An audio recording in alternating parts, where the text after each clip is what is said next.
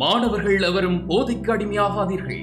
அடிமையானவர்கள் மீண்டதாக சரித்திரமில்லை. எனவே உங்களையும் சமூகத்தையும் பாதுகாத்துக் கொள்ளுங்கள். உங்கள் நலன் கருதி கல்வி டிவி. வணக்கம் பிள்ளைகள். கடந்த வீடியோ வரை நாங்கள் 12.6 தேர்ச்சி மட்டம் வரையும் பார்த்தனாங்க.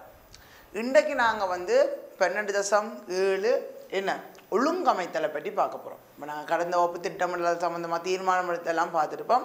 இன்றைக்கு நாங்கள் ஒழுங்கமைத்தலை பற்றி இந்த வீடியோவில் அதுக்கு அங்கால இருக்கிற தேர்ச்சி மட்டங்களை பற்றி பார்ப்போம். சரிதான பிள்ளைகள்? ஸோ நீங்கள் கூடுதலாக இதில் இருக்கிறதெல்லாம் நோட்ஸ் விஷயங்கள்லானே. ஸோ நிறைய பேர்கிட்ட கைடுகள் இருக்காது, நோட்ஸ்கள் இருக்காது. ஸோ அதால் நீங்கள் இதில் இருக்கிற நோட்ஸை பார்க்க நாங்கள் ஒவ்வொரு விஷயத்தை சொல்லி விளங்கப்படுத்த அது உங்களுக்கு ஈஸியாக அதை நீங்கள் ஒவ்வொன்றையும் வாசித்து சொல்ல நீங்களும் அதை வாசிக்க அது மிகவும் ஒரு பயனுள்ள வகையில் இருக்குமென்ற வகையில் நாங்கள் கூட நோட்ஸை பார்க்க விட்டுட்டு நாங்கள் ஒளியின் மூலமாக மட்டும் உங்களுக்கு நான் விளங்கப்படுத்துறதை கேட்கக்கூடியதாக இருக்கும். ஸோ தொடர்ந்து பார்த்து கொண்டிருங்கோ, ஒயிட் போர்டை பாருங்கோ. அதுக்கு பிறகு முக்கியமான விஷயங்கள் பற்றி மற்றது உங்களுக்கு இதில் தேவையான தேவையான சில பேப்பர் செட் பண்ணி வச்சுக்கோங்க. தேவையானதை எங்களோட வாட்ஸ்அப் நம்பர் மூலம் நீங்கள் தொடர்பு கொண்டு பேப்பர்களை வேண்டிக் கொள்ளலாம். சந்தேகங்கள் எதுவும் இருந்தால் கேட்டுக்கொள்ளலாம். இயன்றளவில் அனைத்துக்கும் நாங்கள் விடையளிக்கிறதுக்கு முயற்சி எடுப்போம். ஸோ நீங்கள் தொடர்ந்து பார்த்துக்கொள்ளுங்க. ஓகே பிள்ளைகள்? ஸோ விஷயத்துக்கு போவோம். ஓகே, அந்த வகையில் இப்போ ஒழுங்கமைத்தல் என்ன உங்களுக்கு நான் முதலே சொன்னான்.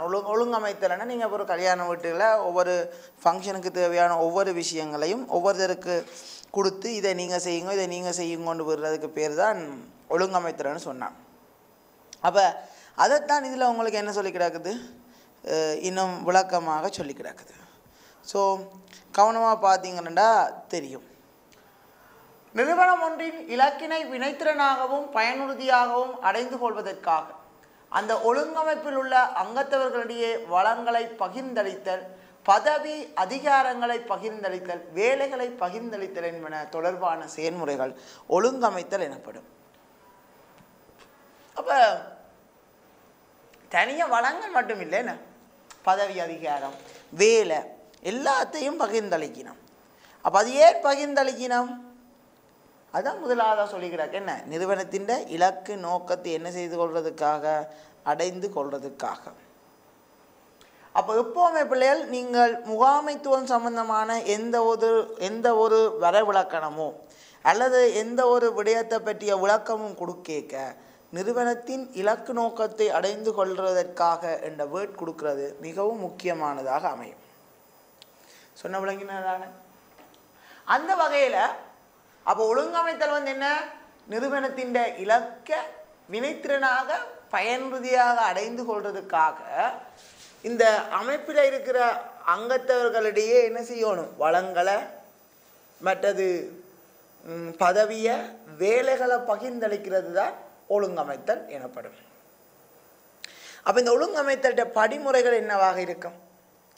அப்போ வேலையை பகிர்ந்தளிக்கணும், பதவி அதிகாரங்களை பகிர்ந்தளிக்கணும்னா அதுக்கும் ஒரு படிமுறை இருக்கணும். அப்போ இப்போ உதாரணமாக யோசிச்சு பாருங்க.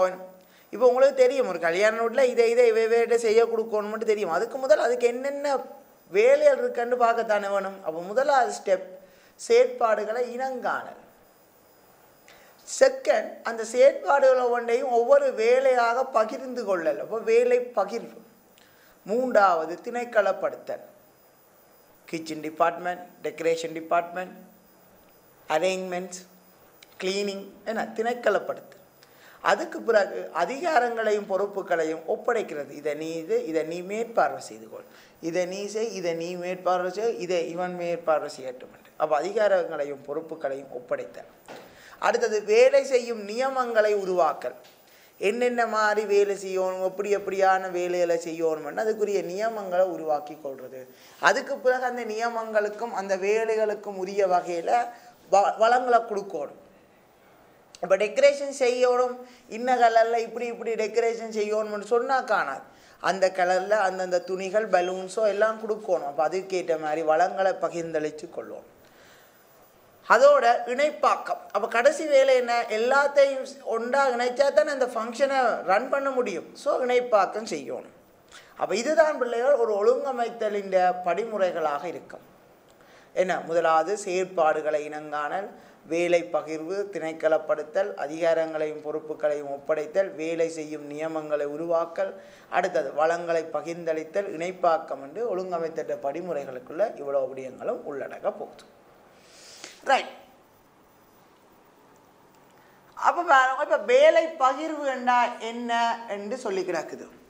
இப்போ ஒவ்வொரு ஊழியரும் இலகுவாக நிறைவேற்றக்கூடியவாறு முழு செயற்பாடுகளையும் சிறிய மற்றும் எளிய பிரிவுகளாக வகைப்படுத்த வேலை பகிர்வு எனப்படும்.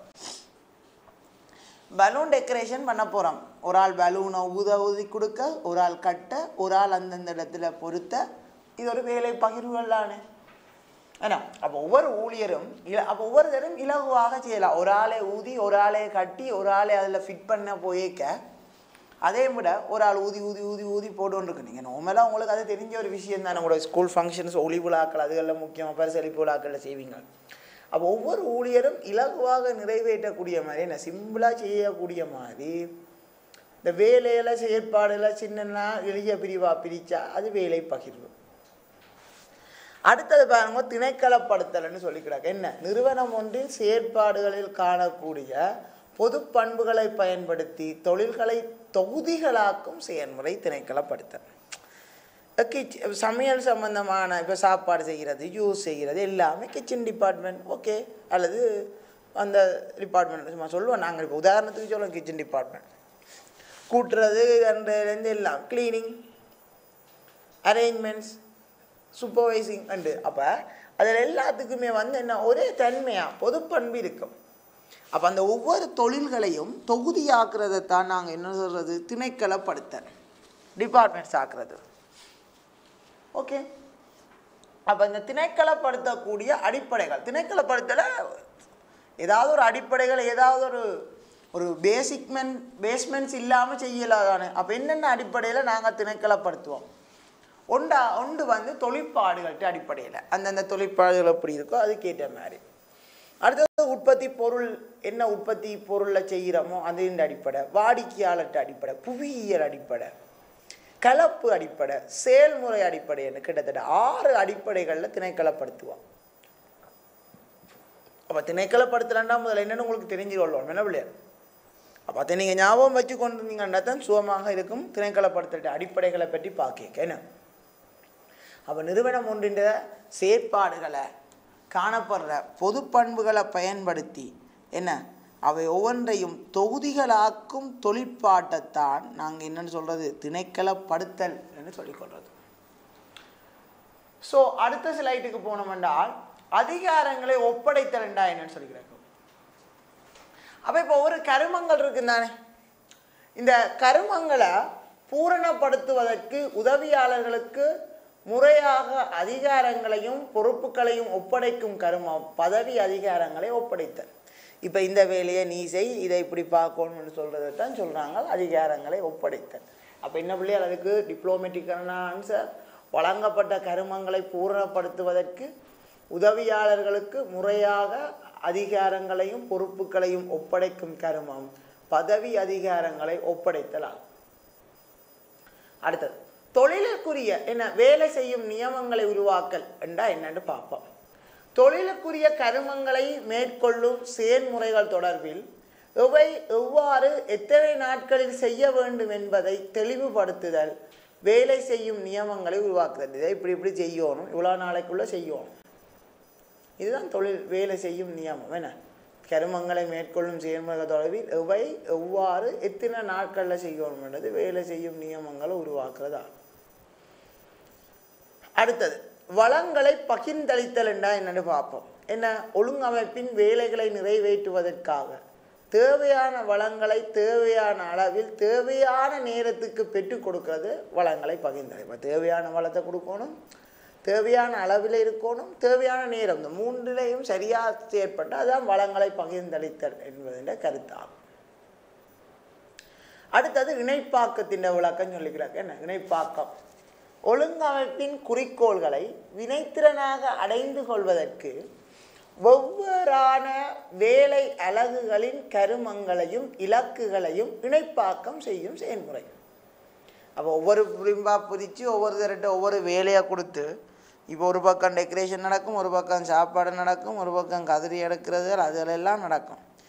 இது எல்லாம் தனித்தனியாக செய்ய விட்டுட்டு அப்படியே இருக்கலாம் தானே என்ன? அப்போ எல்லாத்தையும் கடைசியாக ஒன்று சேர்த்தா தான் அது என்னவா மாறும்? ஃபங்க்ஷன். ஸோ அதுதான் இணைப்பாக்கம். அப்போ எல்லா கருமங்களையும் எல்லா அழகுகளையும் ஒன்றா கொண்டு இணைப்பாக்குறது தான் இணைப்பாக்கம்.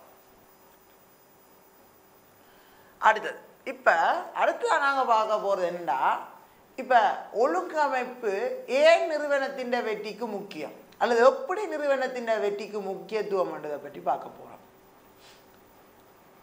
என்ன. அப்போ பாருங்க, நாங்கள் இப்போ பார்க்க போகிறது என்ன? நிறுவனம் ஒன்றின் வெற்றிக்கு ஒழுங்கமைப்பின் முக்கியத்துவம் என்ன? நிறுவனத்தின் உத்தேச நோக்கங்கள் இலக்குகளை வெற்றிகரமாக அடைந்து கொள்வதற்கு. அப்போ நிறுவனத்தின் இலக்கு நோக்கை அடைஞ்சு கொள்வதற்கு ஒழுங்கமைப்பு முக்கியமாக இருக்குது. அடுத்தது, திட்டத்தை வெற்றிகரமாக நடைமுறைப்படுத்துவதற்கு அடிப்படையாக அமைதலோ. ஒரு திட்டத்தை வெற்றிகரமாக நடைமுறைப்படுத்தி கொண்டிருக்கணும், அதுக்கு அடிப்படையாக அமையும். அடுத்தது, வேலை பகிர்வினூடாக உருவாகின்ற வேலை சிறப்பு தேர்ச்சி காரணமாக உற்பத்தி திறனை என்ன செய்யலாம்? உயர்த்தி கொள்ள முடியும். அப்போ ஒழுங்கமைச்சு வேலை பகிர்ந்தெல்லாம் கொடுக்குறதால சிறப்பு தேர்ச்சி வரும். சிறப்பு தேர்ச்சி வந்தால் உற்பத்தி திறனை என்ன செய்யலாம்? உயர்த்தி கொள்ள முடியும். அடுத்தது, பதவி அதிகாரம் மற்றும் பொறுப்புகளை பகிர்ந்தளிப்பதனூடாக பதவிகளுக்குரிய கருமங்களை வெற்றிகரமாக நிறைவேற்றி கொள்ள முடியும். அப்போ ஒவ்வொரு ஆளாக பதவியாக கருமங்களை பிரித்து கொடுத்து அதிகாரங்கள் பொறுப்புகளை கொடுக்க அவையாவே தங்களை அளவில் டக்குன்னு வெற்றிகரமாக ஃபுல் அண்ட் ஃபுல் நிறைவேற்றிக்க முழு செயற்பாடும் வெற்றிகரமாக முடிவுக்கு வரும். ஸோ இது ஒரு நன்மை என்ன. அப்போ அதால் வெற்றிகரமான வெற்றிக்கு வணிகத்தின் வெற்றிக்கு ஒழுங்கமைப்பு முக்கியத்துவமாக இருக்கும். அடுத்தது, வேலைகளை நிறைவேற்றுவதற்கு பிள்ளைகள் தேவையான வளங்களை பகிர்ந்தளிப்பதன் மூலம் வளங்கள்லேருந்து உச்ச பயனை பெறலாம். இப்போது ஒழுங்காக பகிர்ந்து கொடுக்காட்டி உச்ச பயன் கிடைக்காது. ஒழுங்காக ஒரு ஆள் எல்லாத்தையும் பகிர்ந்து கொடுத்தா அதை ஒழுங்காக செயற்படுத்திக்க உச்ச பயன் அங்கே கிடைக்க போதில்லோ.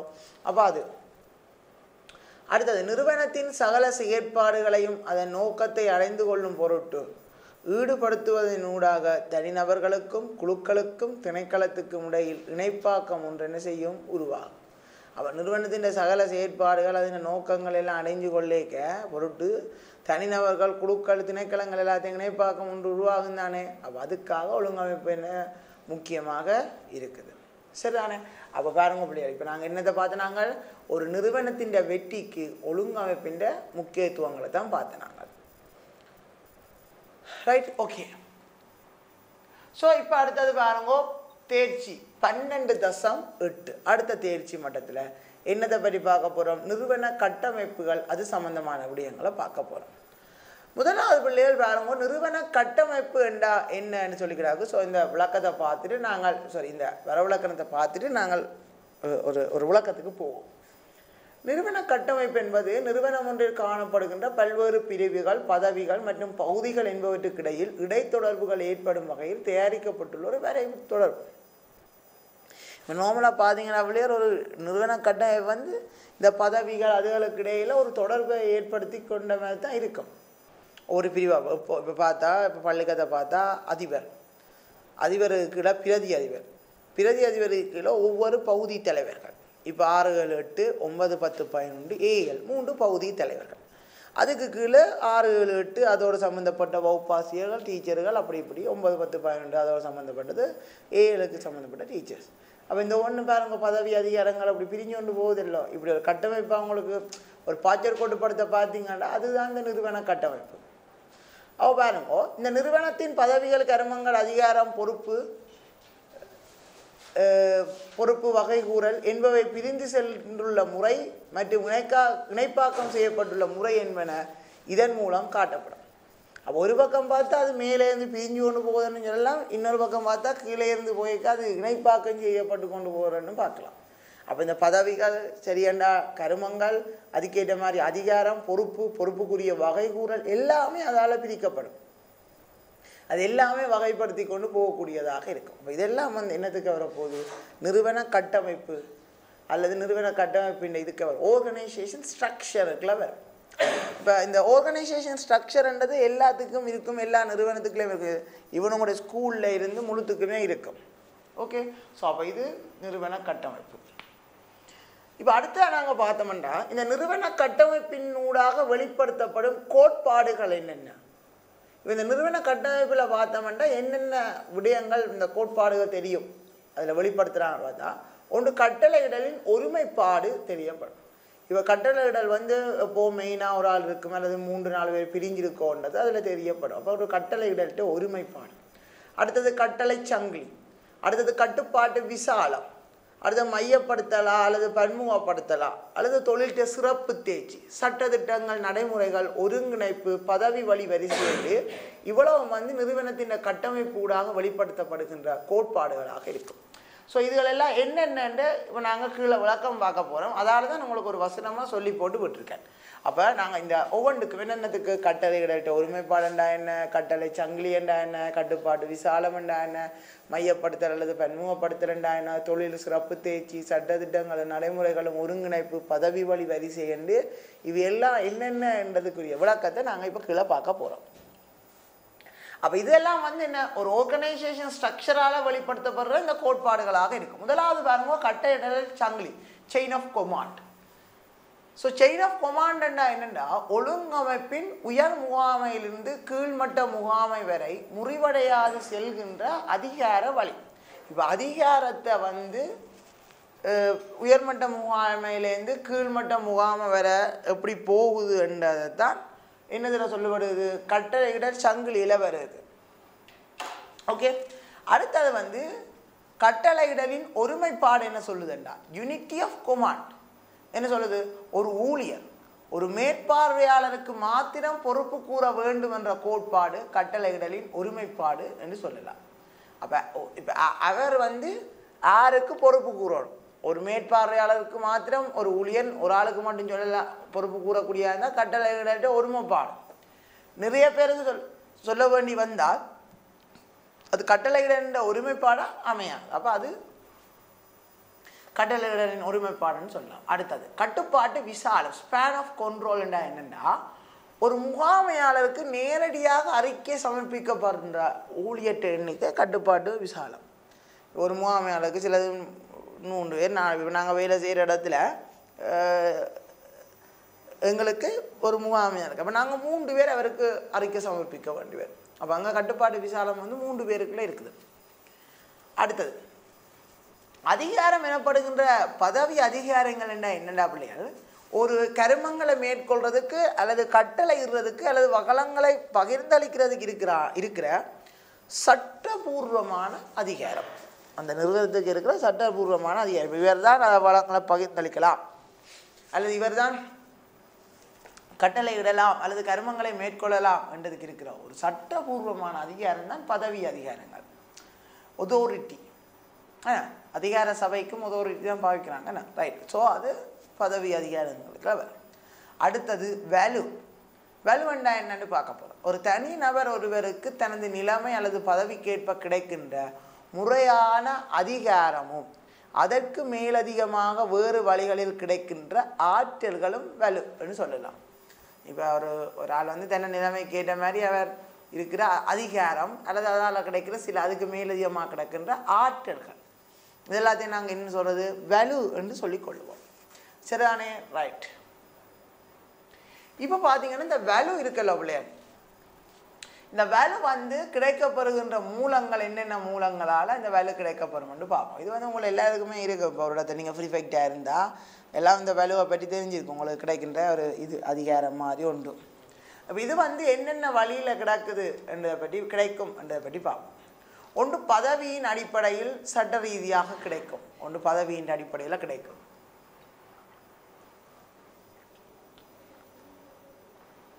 அடுத்தது ஏதாவது உங்களுக்கு சிறப்பு பலங்கள் இருந்தால் அதன் மூலம் கிடைக்கும். அடுத்தது வந்து வெகுமதிகளை வழங்குவதற்குள்ள வேல்யூ, அடுத்தது தண்டனைகளை வழங்குவதற்குள்ள வேல்யூ, நிர்பந்திக்கும் வேல்யூ, ஆளுமை வேல்யூ, தகவல் வேல்யூ, செல்வாக்கு செலுத்தக்கூடிய வேல்யூ என்று அந்த ஒவ்வொரு மூலங்கள் மூலமாக அந்த வேல்யூக்கள் கிடைக்கப்படும். சரிதான, அது வந்து இப்படி ஏதாவது ஒரு வழியிலையும் அல்லது சிலது எல்லா வழியாலையும் அந்த வேல்யூக்கள் என்ன செய்யும் உங்களுக்கு கிடைக்கக்கூடியதாக கிடைக்கப்படும். சரிதானே, ரைட். அப்போ பாருங்க, இந்த தனிநபர் ஒருவருக்கு கீழே ஒரு பாயிண்ட் மாதிரி போட்டிருக்கேன் பாருங்க.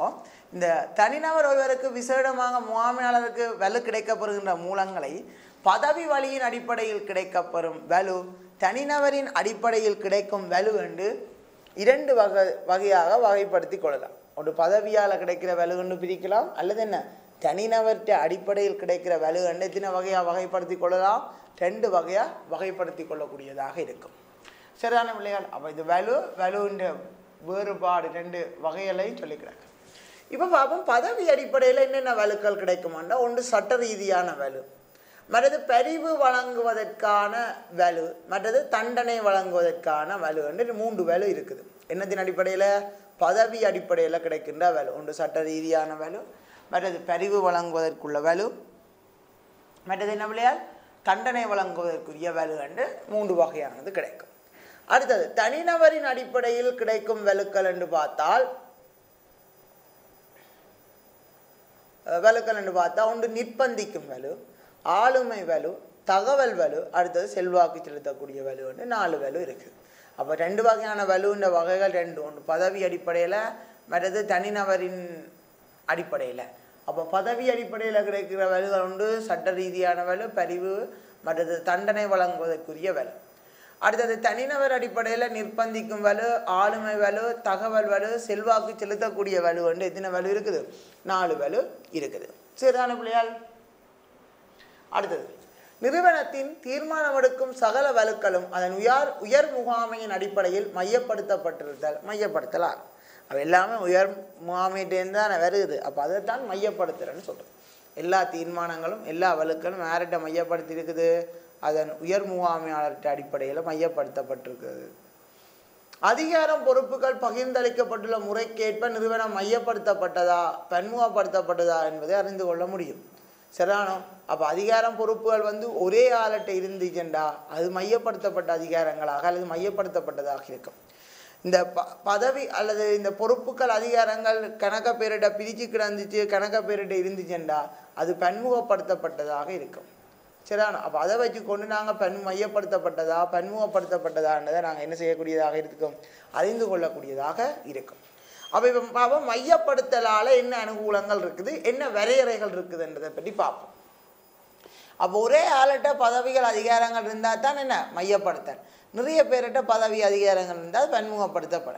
இப்போ ஒவ்வொரு செயற்பாட்டாளரும் பிள்ளைகள் நன்மைகளும் இருக்கும் தீமைகளும் இருக்கும். இப்போ இதுதான் பெட்டர் இதுதான் பெஸ்ட்ன்னு சொல்லிடலாது, பெட்டர்ன்னு சொல்லலாம் வேணுமெண்டா, பெஸ்ட்ன்னு சொல்லிடலாது என்ன. சரி, அப்போ என்ன நன்மைகள் என்று பார்ப்போம். ஒன்று, மிக விரைவாக தீர்மானம் எடுக்க முடியும். மையப்படுத்தல ஒரே ஆளுண்டா அவன் நினைத்தது தானே செய்ய போகிறான். இப்போ நீங்கள் சில விஷயங்களில் தீர்மானம் எடுக்கிற மாதிரி. 2, தீர்மானங்களில் ஒருமைப்பாடு காணப்படல். ஒரே ஆள் தீர்மானம் எடுக்க அதில் ஒரு ஒருமைப்பாடு தான் இருக்கும், அல்லது அவரோட சேர்ந்தாக்கள் எடுக்க ஒருமைப்பாடு. கட்டுப்பாட்டு கிரமங்கள் இலகுவாக இருக்கும். ஓகே. தொடர்பாடல் இலகு. ஓகே. குறைந்த கிரயம். ஓகே. அப்போ ஒரு ஆரட்டை அல்லது ஒரு இதில் ஒரு ஆரட்டை மட்டும் சேர்ந்துருக்கேக்க இவ்வளவு நன்மைகள் இருக்கும் மையப்படுத்தப்பட்டிருந்தா, அல்லது உயர்மட்ட முகாமையிட்ட மட்டும் இருக்கேக்க இவ்வளவு நன்மைகள் இருக்குது. என்ன வரையறைகள் என்னென்னு பார்ப்போம். தீர்மானங்களை நடைமுறைப்படுத்துவது கடினம். இப்போ என்னென்றால் ஒரு ஆள் தீர்மானம் எடுத்து மிக்க எல்லாரும் கேட்கணுமெண்டேக்க அது எல்லாரும் அக்செப்ட் பண்ணிக்கொள்ளணும். அது சிலது அக்செப்ட் பண்ணிக்கொள்ள இல்லாமல் இருக்கும். அப்போ அதால் அதை இம்பாசிபிள் அதை நாங்கள் நடைமுறைப்படுத்துறது. அடுத்தது ஊழியர் ஊக்குவிப்பு குறைவடைதலும் திருப்தியினை அதிகரித்தலும். அப்போ அவனுக்கு கருத்து தெரிவிக்கிறதுக்கோ அல்லது அவன் ஒரு வேலை செய்கிறதுக்கோ ஒரு சரியான இது ஒன்றும் இல்லாட்டில் அவன் ஊக்குவிக்கப்பட மாட்டான். அவனுக்கு அந்த திருப்தி இல்லாத தன்மையால் வரும். அப்போ அது ஒரு வரையறை. அடுத்தது மிகச்சிறந்த தீர்மானங்களை எடுப்பதற்கான சந்தர்ப்பம் இல்லாமல் போகும். உண்மைதான். ஏன் ஒரு ஆள் தனியாக அவர்கிட்ட அறிவு கட்டின வகையெல்லாம் செயற்படும். இதே ஒரு பன்முகப்படுத்தப்பட்டாலும் அல்லது 4-5 பேர்கிட்ட ஒப்படைச்சிருந்தா அதில் வாக்குவாதங்கள் வரும், விவாதங்கள் வரும், அதால் நல்ல தீர்மானங்கள் எடுக்கப்படும். அப்போ அது இல்லாமல் போகும். சரி, அடுத்தது பாருங்க பிள்ளைகள், பன்முகப்படுத்தல். அதாவது நிறுவனம் ஒன்றின் தீர்மானம் எடுக்கும் வலுவானது உயர்மட்ட முகாமையிலிருந்து கீழ்மட்ட முகாமைக்கு ஒப்படைக்கப்பட பன்முகப்படுத்த எல்லாருமே தீர்மானம் எடுக்கலாம். சரியானோ? ரைட். அதால் என்ன நன்மை என்ன தீமை அல்லது வரையறை என்னென்னு பார்ப்போம். இப்போ பன்முகப்படுத்தப்பட்டதால் உயர்மட்டத்துக்கு கருமங்கள் குறையும், அவருக்கு பெரிய ப்ரெஷர் இருக்காது, தரமான தீர்மானங்களை எடுக்க முடிதல். அது ஒரு உண்மை கதை. இப்போ என்னென்னா பிள்ளைகள் ஒரு நிறுவனத்தின் ஒரு ஜிஎம்மோ அல்லது ஒரு ஆள் இருக்கிறாருன்னா அவருக்கு ஒரு பட்ட அறிவு அல்லது ஒரு வகையான விடயங்கள் மட்டும் தெரிஞ்சிருக்கும். இப்போ அக்கௌண்டிங் சம்மந்தமானது அந்த அக்கௌண்டனுக்கு தான் தெரிஞ்சிருக்கும். அடுத்தது அதை மாதிரி அதில் சிலதில் வந்து அந்த இதுக்குள்ளேயே வேலை செய்கிற ஆளுக்கு ஹெச்ஆர்எம் சம்மந்தப்பட்டது ஹெச்ஆருக்கு, அது மாதிரி கிச்சனுக்குள்ளே அல்லது இதுக்குள்ளே இருக்கிற ஆளுக்கு அது சம்மந்தமான தீர்மானங்கள் தெரியும். அப்போ அவ எல்லாரையும் கூட்டி கொண்டு வந்து வச்சு கதைச்சி ஒன்றை பற்றி ஒரு தீர்மானம் எடுக்க தரமானதாக தான் இருக்கும். அதில் எந்த வித மாற்று கருத்தும் இருக்காது.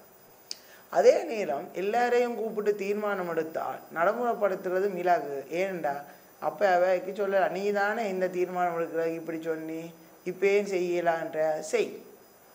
அப்போ அதை இலகுவாக நடைமுறைப்படுத்தவும் முடியும்.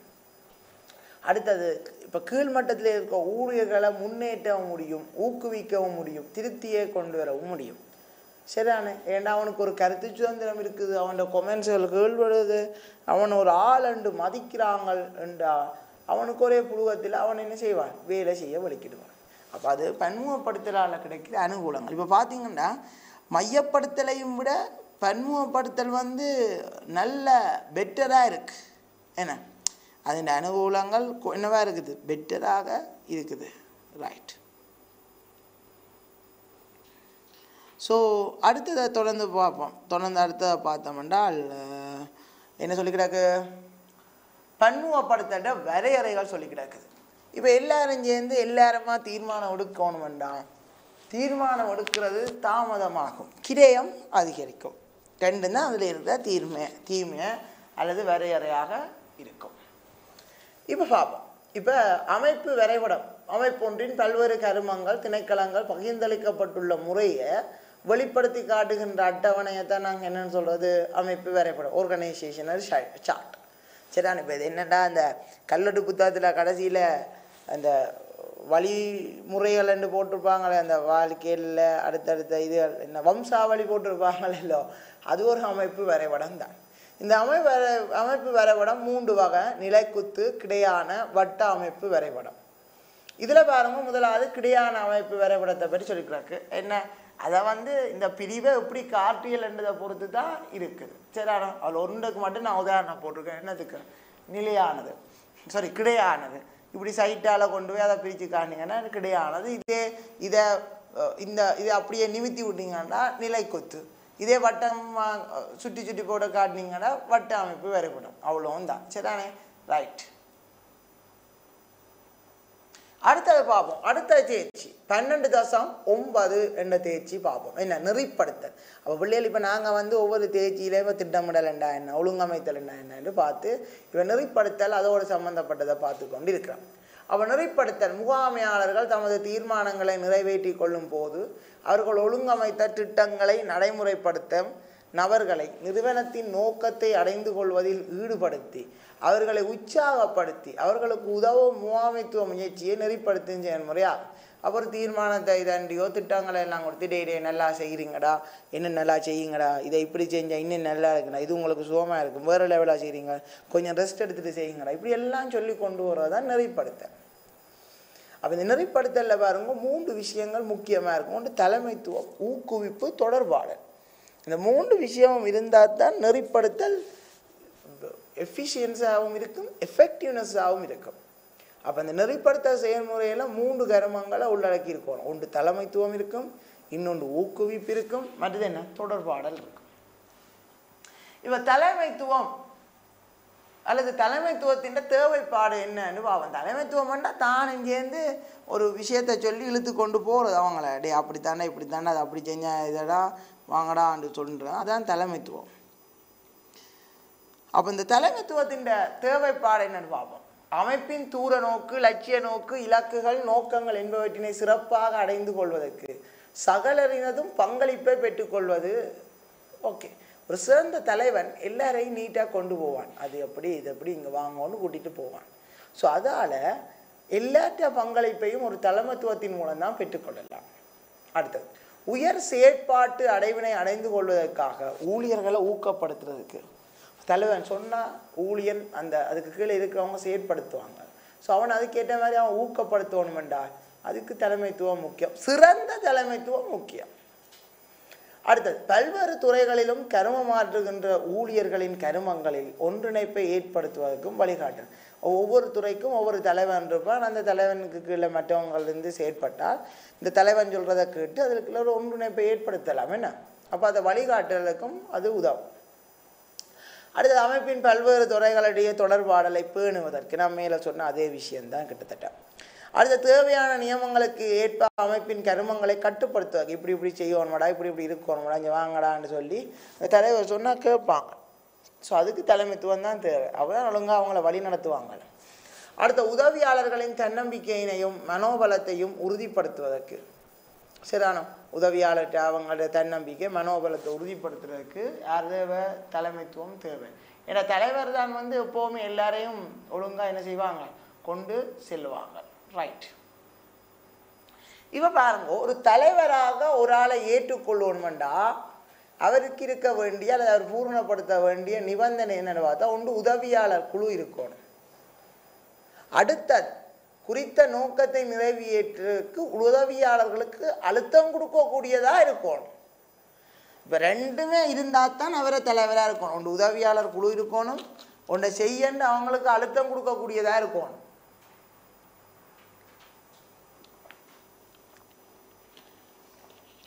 இவர் சொல்லி அவங்க கேட்காட்டில் இவர் தலைவர் இல்லை. Right, okay. அடுத்தது பாருங்க, தலைமைத்துவ பாங்குகள். தலைமைத்துவ பாங்குகள் சில அடிப்படைகளின் ஊடாக வகைப்படுத்தப்படும். ஒன்று, தலைவர் கருமம் மாற்றுகின்ற முறைக்கு ஏற்ற மாதிரி வகைப்படுத்தினால் சர்வாதிகார தலைவர், ஜனநாயக தலைவர், தலையிடா தலைவர் என்று வகைப்படுத்தலாம்.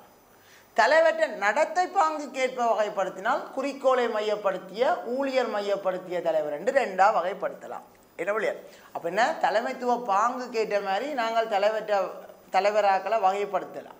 ஒன்று, கரும மாற்று முறைக்கு ஏற்ற மாதிரி பார்த்தா சர்வாதிகார தலைவர், ஜனநாயக தலைவர், தலையிடா தலைவர் என்று வகைப்படுத்தலாம். அடுத்தது, நடத்தை பாங்குக்கு ஏற்ப பார்த்தோம்டா என்ன, குறிக்கோள் மையப்படுத்திய தலைவர். அடுத்தது என்ன, ஊழியர்களை மையப்படுத்திய தலைமைத்துவம் என்று ரெண்டு வகைப்படுத்தலாம். சரியோ? அப்போ இப்போ இதில் பற்றிய விளக்கத்தோடு இந்த பாடம் முடியுது பார்ப்போம். அப்போ கரும மாற்று முறைக்கு அமைய பார்த்தீங்கன்னா சர்வாதிகார தலைவர். சர்வாதிகார தலைவர் என்றால் என்ன, தலைவருக்குரிய முழுமையான அதிகாரங்களையும் பயன்படுத்தி அதிகார மையப்படுத்தலுக்கு அமைய தீர்மானம் நிறைவேற்றி கொள்ளும் போது ஊழியரின் நலன்களை கருத்தில் கொள்ளாத தலைமைத்துவம். அவருக்கு அங்கே ஊழியரை பற்றிய எண்ணம் சிந்தனை ஒன்றும் இல்லை. அவருக்கு முக்கியம் வேலை நடக்கணும், அவ்வளவும் தான். அப்போ அவரை தான் நாங்கள் என்னென்னு சொல்கிறது, சர்வாதிகார தலைவர் என்று சொல்லிக்கொள்வோம். ஓகே. அப்போ இவற்ற பண்பு என்னென்னா, நிறுவனத்தின் கொள்கைகள் விதிமுறைகள் என்பவற்றை கடுமையாக பின்பற்றுறது. அடுத்தது, ஊழியருக்கு அதிகளவான கட்டுப்பாட்டை விதிக்கிறது. அடுத்தது, மரபு ரீதியான தீர்மானங்களை நிறைவேற்றுறது, ஊழியர்களுக்கு தண்டனை வழங்குறது. ஒரு சர்வாதிகார தலைவர், லைக் எ கிட்லர். அடுத்தது, ஜனநாயக தலைவர். என்ன, தனக்கு கீழ் பணியாற்றுகின்ற பெரும்பாலான ஊழியரின் கருத்திற்கமைய தீர்மானங்கள் மேற்கொள்ளப்படும். அது மட்டும் இல்லாமல் அதிகார பன்முகப்படுத்தலின் அடிப்படையில் தலைமைத்துவ செயற்பாடுகளை முன்னெடுக்கிற தலைமைத்துவத்தை தான் நாங்கள் என்னென்னு சொல்கிறது, ஜனநாயக தலைவர் என்று சொல்லிக்கொள்கிறது. அப்போ அவர் எப்படி இருக்கும், அவங்களையும் கூப்பிட்டு எல்லாரும் வாங்கோ சேர்ந்து போவோம், சரியானோ, தனக்கு பின்னால் தான் வரணும், தான் சொல்கிறத தான் செய்யணும்னா சர்வாதிகாரம், எல்லாரும் சேர்ந்து போவோம்னா ஜனநாயக தலைவர். அப்போ தலையிடா தலைவர்ண்டா ஊழியர்களுக்கு அதிகளவு சுதந்திரங்களை வழங்கி அவர்களது விருப்பத்திற்கமைய தீர்மானங்களை மேற்கொள்ளக்கூடிய வகையில் அதிகார பன்முகப்படுத்தலின் அடிப்படையில் தலைமைத்துவ செயற்பாடுகளை மேற்கொள்வேன். அப்போ இது கொஞ்சம் அவ்வளவு பெட்டரானது கிடையாது, சரிதானே? அது என்ன, சரியான நல்ல ஊழியர்கள், நல்ல அர்ப்பணிப்புள்ளாக்கள், நல்ல மனநிலையில் இருக்கிறார்கள் இருந்தால் அது பெட்டர். Right, okay. அடுத்தது பார்ப்போம். என்ன, நடத்தைக்கு ஏற்ப வகைப்படுத்தி பார்ப்போம். என்ன, ஒன்று வேலை சார்பிலான தலைமைத்துவம், ஊழியர் சார் தலைமைத்துவம். ஊழியர்களின் தொழில் முன்னேற்றம் மற்றும் தொழில் திருப்தி என்பவற்றினை விட நிறுவனத்தின் இலக்கில் முக்கியத்துவம் கொடுத்தாரண்டா இலக்கு சார்பிலான தலைமைத்துவம். சரியானோ? அடுத்தது ஊழியர் சார் தலைமைத்துவம் என்றால் ஊழியர்களை கட்டுப்படுத்துறதை விட அவர்களை ஊக்கப்படுத்தி அவையில கவனம் செலுத்தி அதன் மூலம் நட்புடனும் நம்பிக்கையுடனும் கௌரவமான தொடர்பினை பேணுபவர் யார்? ஊழியர் சார் தலைமைத்துவம். அப்போ வேலையில் மட்டும்தான் இலக்கு சார் தலைமைத்துவம், ஊழியரில் மட்டும் அவனா கவனமாக தண்டி அதன் மூலம் வேலை செய்வோம்னு சொன்னால் ஊழியர் சார் தலைமைத்துவம். ரைட். கடைசி சூழ்நிலை தலைமைத்துவம் என்று ஒன்று இருக்குது. என்ன? முகாமையாளர் தலைமைத்துவ சந்தர்ப்பத்தை முறையாக ஒவ்வொரு சந்தர்ப்பத்திற்கும் பொருத்தமான தலைமைத்துவ பாங்களை தெரிவு செய்தலாம். அதுதான் சரியான தலைமைத்துவம், சந்தர்ப்பவாத தலைமைத்துவம். ஒவ்வொருத்தனுக்கும் ஒவ்வொரு சூழ்நிலைக்கும் ஏற்ற மாதிரி மாற்றிக்கொள்வது தலைமைத்துவ பாங்கு. அப்போ தலைமைத்துவ சந்தர்ப்பத்தை அறிந்து கொள்ளும் போது கவனம் செலுத்த வேண்டிய காரணிகள் என்னென்ன? ஒன்று முகாமையாளற்ற பண்பு, உதவியாளற்ற பண்பு, கருமத்தின் பண்பு, அமைப்பின் தாக்கங்கள். அப்போ பிள்ளைகள் நாங்கள் இப்போ 12 என்ன எத்தனை 12.9 பார்த்து முடிச்சிட்டோம். அங்கால இன்னும் ஒரு 2-3 தேர்ச்சி மட்டங்கள்லாம் உங்களுக்கு என்னத்தில் இருக்குது? முகாமைத்துவத்தில் இருக்குது. ஸோ அதை பற்றியும் அடுத்த காணொளிகளில் பார்த்துக்கொள்வோம். இத்தோட நாங்கள் இதை நிறுத்திக்கொள்வோம். நன்றி பிள்ளையர். கல்வி டிவியில் புத்தம்புது நிகழ்ச்சிகளை உடனுக்குடன் பார்த்து மகிழ எமது ஃபேஸ்புக் மற்றும் யூடியூப் பக்கத்தை லைக் செய்யுங்கள்.